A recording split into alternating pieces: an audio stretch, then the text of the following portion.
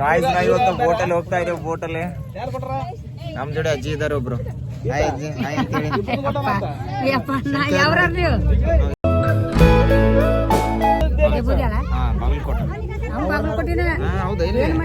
ಹೌದಾ, ಬೇಲ್ಮಟ್ಟಿ ಅಂತ ಅಜ್ಜಿ. ಗಾಯ್ಸ್ ಬೋಟ್ ತುಂಬಾನೇ ಗ್ರಿಪ್ಪಲ್ಲಿ ಕೂತಿತ್ತು, ಈಗ ಮೂವ್ ಆಗ್ತಾ ಇದೆ ನೋಡಿ.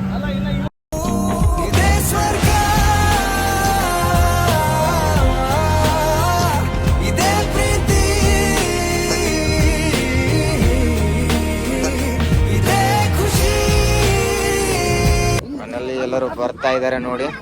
ಸೊ ಹೋಗೋಣ. ಈಗ ನಾವಿನ್ನ ಹೋಗ್ತಾ ಇರೋದು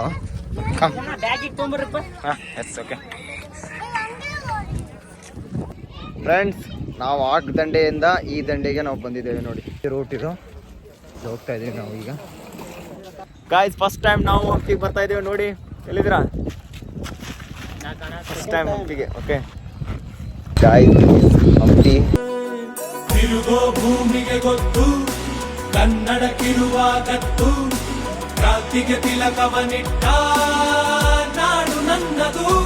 ತಾಯಿಯ ಕೂಗಿಗೆ ಬಂದನು ಇಲ್ಲಿಗೆ, ಅರಳಿ ಮಂಡಲ ಮಧ್ಯದಲ್ಲಿ ಮೆರೆವ ಕನ್ನಡ ದೇಶದಲ್ಲಿ ಒಳಗೋ. ಫ್ರೆಂಡ್ಸ್, ನಾನು ನಿಮಗೆ ತೋರಿಸ್ತಾ ಇರೋದು ವಿರೂಪಾಕ್ಷೇಶ್ವರ ದೇವಸ್ಥಾನ ಅಂತಂದು ಹಂಪಿ ಒಳಗಡೆ ಸಿಗುತ್ತೆ ನೋಡಿ. ಹಂಗಿದೆ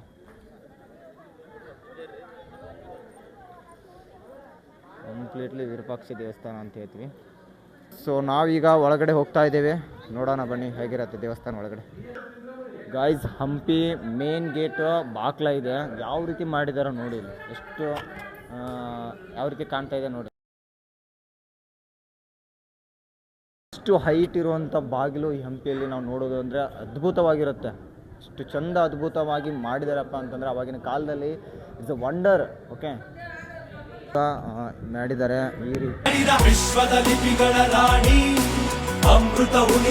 ಗಾಯ್ಸ್ ಫೈನಲಿ ಈ ಒಂದು ಅದ್ಭುತವಾದ ಪ್ಲೇಸು ನಮ್ಮ ಹಂಪಿಯಲ್ಲಿ ನಾವು ನೋಡುವಂತಹ ಒಂದು ಅದ್ಭುತ ಪ್ಲೇಸ್ ಆಗಿರುತ್ತೆ.